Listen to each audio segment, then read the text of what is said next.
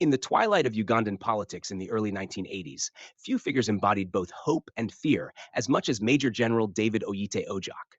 He was not merely a soldier, he was a man upon whose shoulders President Milton Obote's second regime leaned heavily. To his supporters, Oite was the embodiment of discipline, loyalty, and national pride.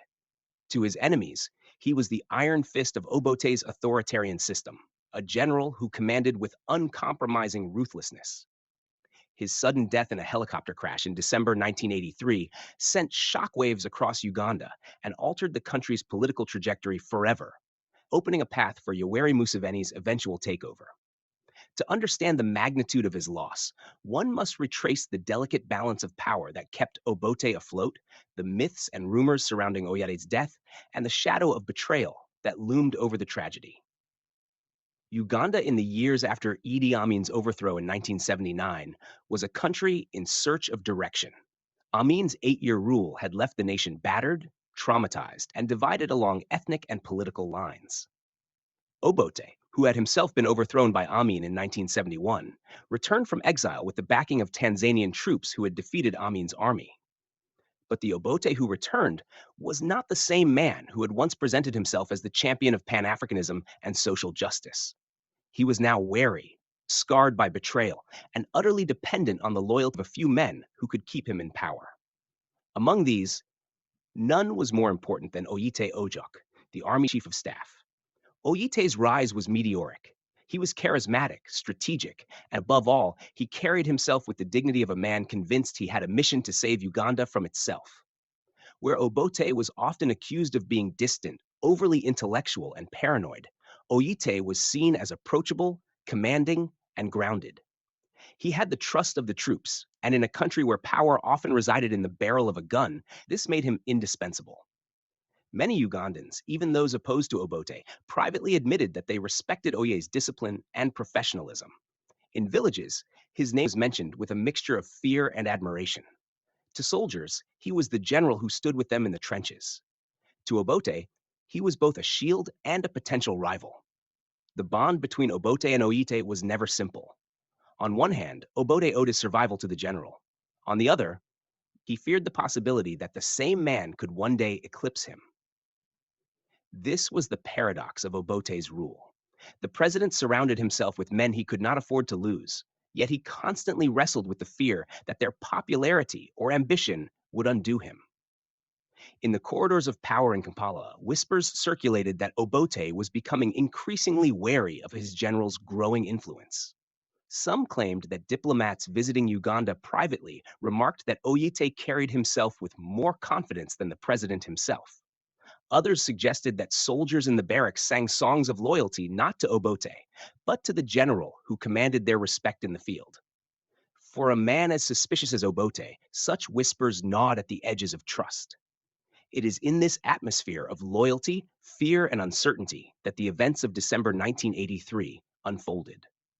Oyite-Ojok had been on a military mission against Museveni's National Resistance Army, NRA, the rebel force that was steadily growing in strength in the Luero Triangle.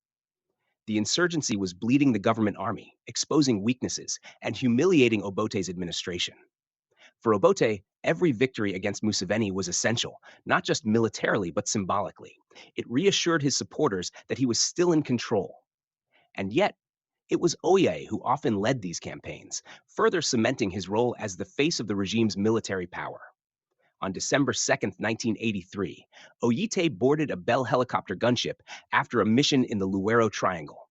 Accounts suggest that the helicopter took off normally, but within minutes, disaster struck. The aircraft crashed, killing the general and several others on board. The official explanation was mechanical failure. But in Uganda, where politics and conspiracy were inseparable, few believed the story at face value. Almost immediately, rumors began to swirl. Some claimed that the crash was no accident, that the helicopter had been sabotaged. Others whispered that Obote himself had orchestrated the death of the one man who stood between him and total control. Still others suggested foreign hands, pointing to the Cold War context in which Uganda was entangled, with both the West and the Soviet bloc keeping a close eye on events in the region. The morning was unlike anything Uganda had seen since independence. Crowds gathered in shock, Soldiers wept openly. Civilians whispered that the nation had lost not just a general, but a possible future president. At his funeral, the grief was raw, but so too was the fear. Many wondered aloud what would become of Uganda without him. For Obote, the death was a double-edged sword. Publicly, he mourned and praised his general. Privately, some argued, he must have felt both relief and dread, relief that a potential rival was gone, but dread that his regime had lost its strongest pillar. Without Oyite, Obote's grip on power was fatally weakened. In the barracks, Oyite's death left a vacuum that could not be filled. Soldiers who had pledged loyalty to him felt adrift. Morale sank, and in the months that followed, the NRA gained momentum. Museveni, ever the strategist, understood that the loss of Oyite was not just a military blow to Obote, but a psychological one. In speeches to his fighters, he reportedly invoked the moment as proof that the regime was crumbling from within. The rebels intensified their campaign, sensing that victory was no longer a distant dream. The story of Oyite-Ojok's death became entangled with Uganda's culture of rumor and suspicion. To this day, some insist that Obote engineered the crash. Others maintain that it was indeed an accident, a tragic twist of fate that robbed Uganda of one of its finest soldiers. Still others claim that Museveni's NRA may have played a hand, though no evidence has ever substantiated this. The truth may never be fully known, but what is certain is that the death changed the course of Ugandan history. Without Oyite, Obote's government faltered, and within 2 years, it collapsed altogether. Museveni marched into Kampala in January 1986, ushering in a new era. For Ugandans who lived through the era, Oyite-Ojok remains a figure of both nostalgia and controversy. Nostalgia because he represented order and professionalism in a time of chaos. Controversy because he was also the face of a regime accused of human rights abuses, massacres in the Luwero Triangle, and the repression of political opponents. His legacy, like that of many Ugandan leaders, is not simple. He was both hero and villain, savior and oppressor. Yet even his critics admit that his death marked the beginning of the end for Obote. The image of the helicopter crash lingers in the Ugandan imagination like a wound that never healed. Some who saw that day recall the smell of burning metal and the eerie silence that followed the explosion. Others remember soldiers standing in stunned disbelief, their faces streaked with tears and dust. For the ordinary people, the news was delivered in hushed tones on radios, in markets, and in churches. Parents held their children closer, fearing what might come next. They had seen enough of Ugandan politics to know that the death of a powerful man often meant turmoil for everyone else. In the weeks that followed, Obote's attempts to project strength rang hollow. His speeches praised Oyite's service, but the tone betrayed unease. Diplomats who met him described him as shaken, less confident, and more irritable than before. Without his general, Obote was a president increasingly exposed. The opposition sensed it. The rebels capitalized on it. And within the ruling party itself, factions began to stir. Oyite had been the glue that held many competing interests together. With him gone, cracks widened. Looking back, one can trace a straight line from that December crash to Museveni's rise to power. History often turns on moments that seem accidental, yet they alter destinies. Had Oyite lived, Obote might have had the military backbone to hold off Museveni's rebellion longer, perhaps even crushing it. Had Oyite survived, he might one day have replaced Obote, either through succession or through the quiet pressure of popularity. But fate, or conspiracy, decided otherwise.